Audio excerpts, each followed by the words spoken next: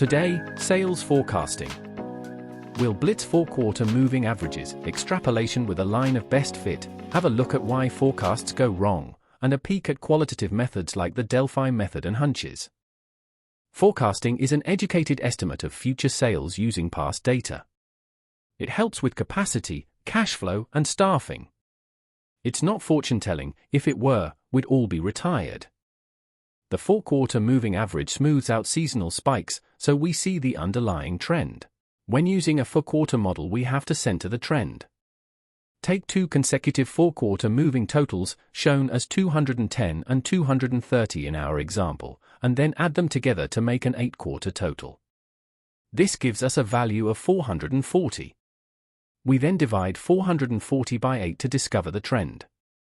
That centered value lines up with Q3 in our example on screen.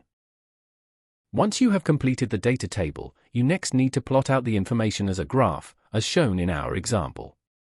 This shows us the sales data plotted against time. Next we add in the trend line, shown in red. This helps us to see the underlying pattern in a series of data. In this case, the trend is showing a positive level of slow but steady growth. To help us use this trend to make a sales forecast, we next need to use a technique known as extrapolation. We simply draw a new line through the trend, following the gradient of the trend line. We continue the line forward, projecting the trend, to allow us to forecast the sales values for future Q1 and Q2 on our example. In this case, we can predict that Q2 future sales will be approximately 70 units. If your spec asks, you can adjust for seasonality. This will enable us to achieve a more accurate forecast.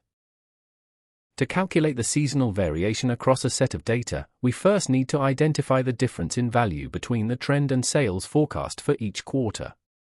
In our on-screen example, the difference between the sales and trend value for Q3 in 2022 is -29. We then do the same for Q3 in 2023, with a difference of -32.13. Next, we add all of these differences for Q3 together. We then divide the sum by the number of quarter values used. So in our example, the average seasonal variation for Q3 comes out as -30.57. This means that when we project the trend line forward to Q3, we must adjust the given value by -30.57 to get a more accurate forecast. Time for a reality check, and the big issue is that forecasts assume the past continues. New rivals, price changes, strikes, viruses, regulation, your graph didn't see those coming. Data can be wrong or biased, and extrapolation drifts the further out you go. Given the inaccuracy of a weather forecast for next week, how realistic is it to predict sales 2 to 3 years into the future? Numbers are great, but context matters. Enter qualitative forecasting. The Delphi method gathers forecasts from experts over several anonymous rounds. A facilitator shares a summary of each round, the experts then revise their forecasts, and the group moves towards a reasoned consensus, without loud voices dominating. And yes, hunches. Experienced managers use intuition about trends, tech, or customer behavior.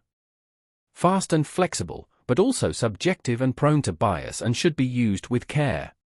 In the exam, remember to show your workings, label your centered averages, state any assumptions, and finish with a recommendation, often a blend of quantitative and qualitative methods.